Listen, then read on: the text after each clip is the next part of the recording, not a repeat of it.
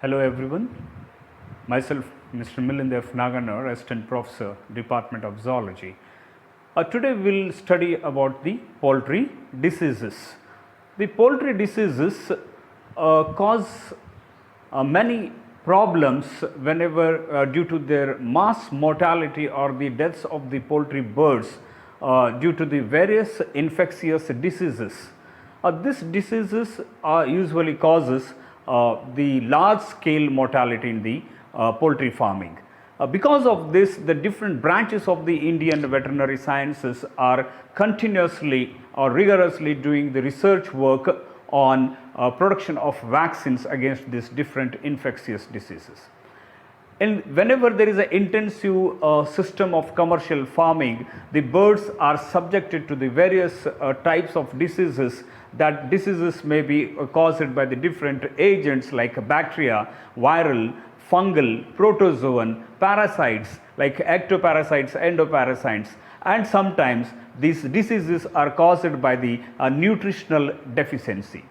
We will discuss about the different types of diseases caused by the bacteria. This is what the branch we have displayed here, that is the infectious disease of a poultry which is caused by the protozoans, parasites which may be ectoparasites or the endoparasites. Some bacterial agent causes the diseases, viral agents, and as well as the fungal diseases in the poultry. The bacterial diseases in poultry.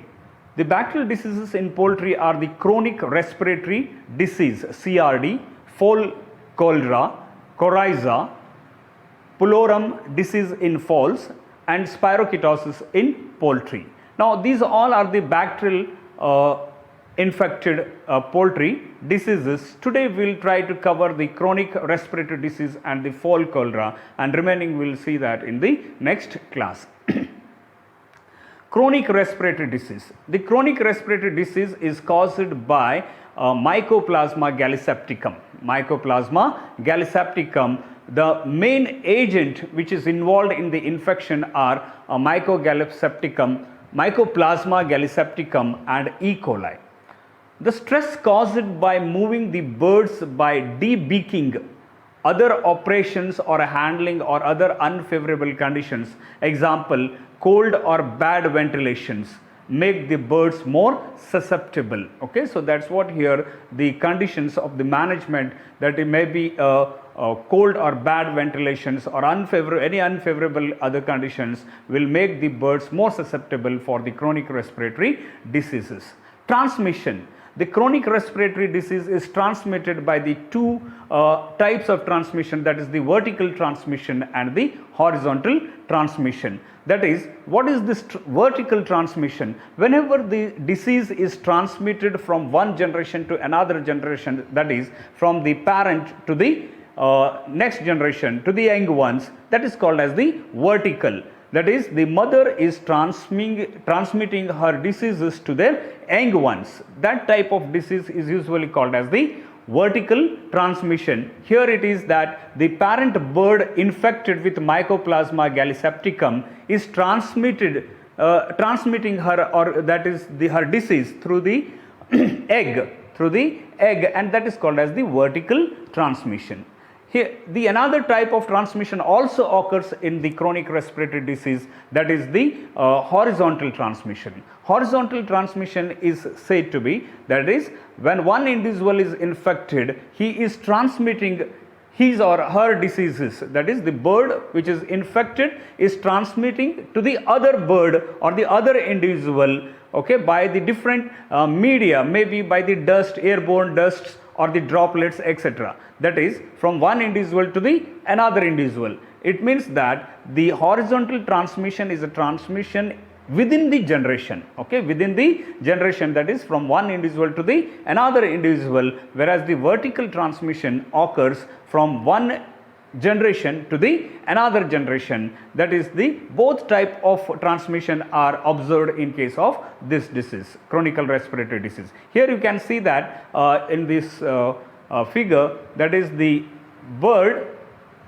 mother bird is transmitting the egg through the egg to the chicks. Now this one, what they are doing, that now these chicks are infected, okay. So these are now transferring to the other individuals, okay, to the group or to the mass. So the mother bird to the chicks through the egg is the vertical transmission, whereas the infected individual is transmitting the disease to the other individuals, okay, other individuals by the different modes or methods, that is the aerosols, dust, feathers or other vectors. Is it clear? That is what here the both type of transmission, that is the vertical transmission and the horizontal transmission, are present in this type of disease. The clinical signs. The young chickens, that may be a broilers or layers, both will show a respiratory distress. Respiratory distress. Respiratory distress means what? There is a very difficult in the breathing due to the infection in the ear sacs, etc. The birds frequently show a lack of appetite here.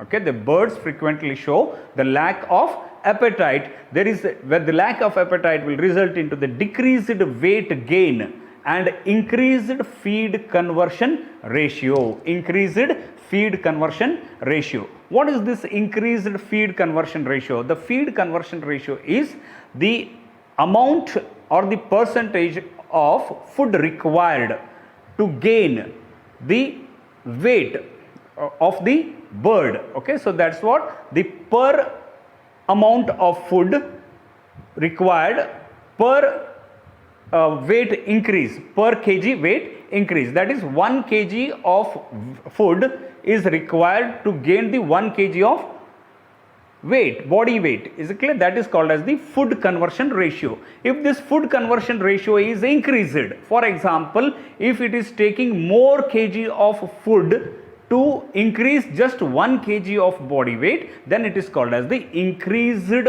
feed conversion ratio, which is not good for the poultry farming. Is it clear? That is what it is, consuming more food to out for the less output. Is it clear? So that's what here the bird frequently shows a lack of appetite, decreased weight gain and as well as increased feed conversion ratio. Feed conversion ratio means feeding is increased here to gain the weight. In adult birds, the most common signs are sneezing and general respiratory distresses. See here, usually in this one you can see here, that is the sneezing is carried out. The nose will be running here. That is in the birds, in the adults, the birds, the most common signs are sneezing and general respiratory distress. In laying birds, a drop in the egg production also occurs, that is 20 to 30% of the egg production is reduced or dropped. In breeders, okay, in breeders, hatchability can be affected and day-old chick quality produced from hatching eggs comes from infected flocks will be reduced. Is it clear? So the chronic respiratory disease does not normally cause an alarming number of deaths, but the effect is more of a chronic nature, causing reduced weight gain and high feed conversion ratios. High feed conversion ratios in the broilers and lower egg production in the breeders and layers. Is it clear? The alarming number of deaths is less, but it is taking what? The increased feed conversion ratio. Means what? To gain a particular weight, it is taking more amount of feed. Is it clear? And at the same time, the layers are also reduced the laying capacity of the eggs. So this all will result into the economic loss, okay, which is very high for the poultry farmers. The internal lesions, okay, so that's what this is. Bird is infected. Once infected, what are the changes, what occurs inside the body? That is the in case of the mild Mycoplasma gallisepticum, if the infection is mild, okay, so there will be, the lesions might be slight mucus, okay, the lesions might be slight mucus in the trachea. The trachea will be having a little bit mucus and cloudy or light froth in the ear sac. Ear sacs will be having a cloudy or light froth, okay, and there is a mucus in the trachea. If it is more infected, in case of severe condition, a reddish inflamed trachea is found, okay. If it is what? Severe condition, there is a reddish inflamed trachea or a frothy, cheesy exudate in the ear sacs, okay, and especially in the complicated cases, that is with the secondary E. coli infections.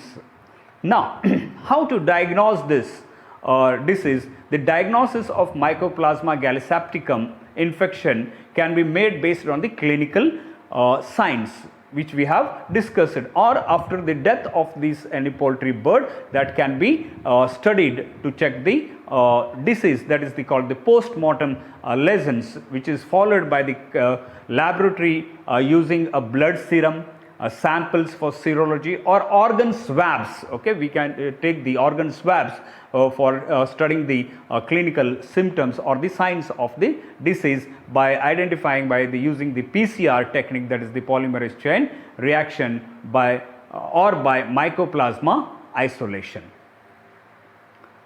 Treatment of Mycoplasma gallisepticum infected chickens or turkeys with a suitable antibiotics, okay. The treatment is done with a suitable antibiotics or chemotherapeutics, okay, has been found to be economic value. But this antibiotic treatment or the chemotherapy has but will not eliminate this Mycoplasma gallisepticum from the birds, poultry birds. So prevention is what? A very important part of the control of the disease.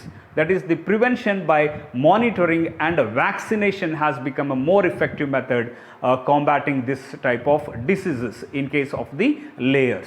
Is it clear? That is what here the economic losses in the commercial layers can be reduced by proper use of Mycoplasma gallisepticum vaccines, okay. So that what the treatment can be done, but before getting infected, the flocks can be given a vaccine, that is the Mycoplasma gallisepticum vaccines, that will help the poultry farmers to reduce their economic loss. Eradication programs, okay, eradication programs. If as a stringent monitoring, okay, as a strict monitoring and culling, okay, killing these infected birds are preferred in the breeders to prevent the vertical transmission, okay. Once if they find this disease is infected, they will start the culling of these birds so that the birds should not transfer these diseases to the next generations. Is it clear? And this is the only economically possible when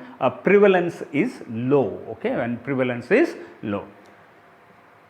The symptoms of this chronic respiratory disease is a sneezing. You can see in the first figure there, that is the running of the nose, sneezing will be there, okay. So the sneezing, the birds, adult birds, usually they will be having a running nose. Then there will be a swollen sinuses, okay, eyes and respiratory diseases, okay. You can see here the swollen sinuses, eyes and respiratory distress, okay. So that's what, when these ear sacs are infected, the flocks are feeling very difficult to breathe, that is called as the respiratory distress, and you will also find there is a reduced weight, okay, reduced body weight.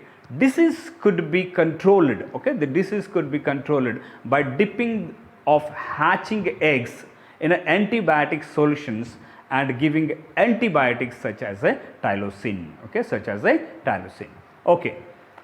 So the second one is the bacterial disease, is the Fowl Cholera. Fowl Cholera is also referred as Avian Cholera, Pasteurellosis, Avian Hemorrhagic Septicaemia.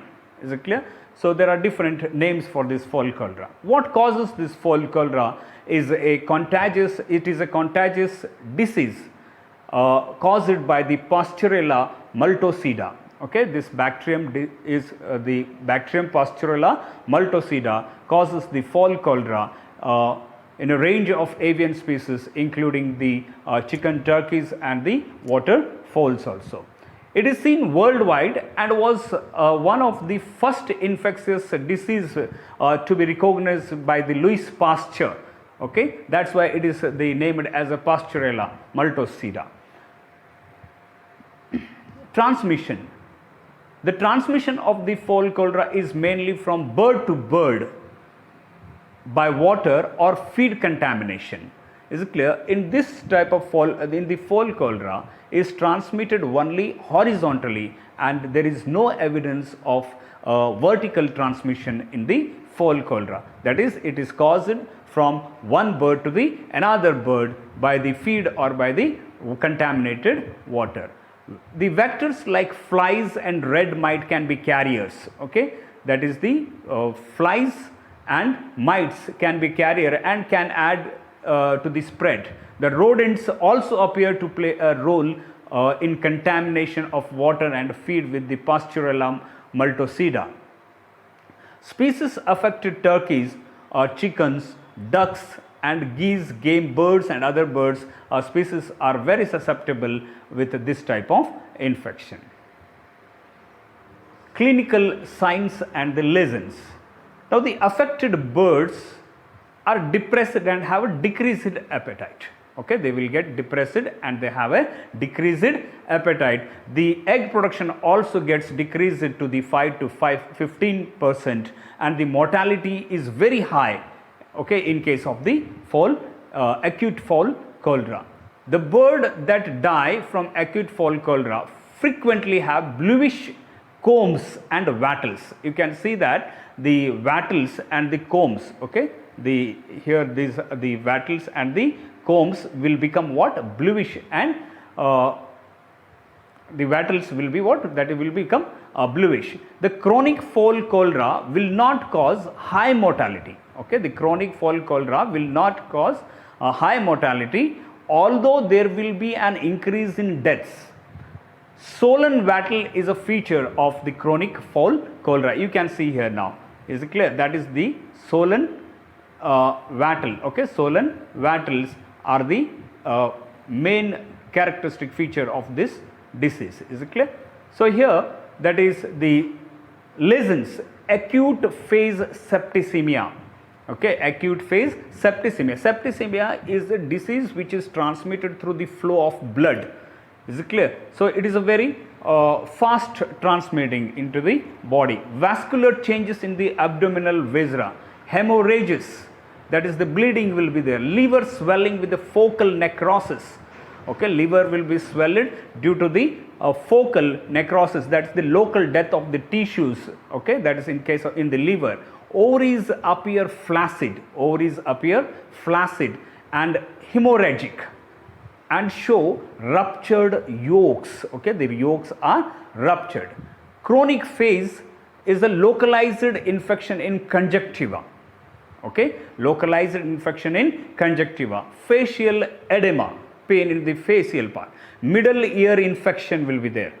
Results in torticollis. Okay, middle ear infection results in torticollis. Torticollis means what? The bird's head will fall towards one side. Okay, the bird's head will cause towards one side, which will result into the muscle pains or muscle stress. Is it clear? That is called as the torticollis, and it is resulted due to the middle ear infection. Meningeal infection will also be there, that is the brain membranes, that protective membranes will also get infected by this type of disease.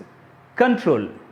How to control this? The hygiene management is very, very important. Is it clear? The poultry management requires a good hygienic condition.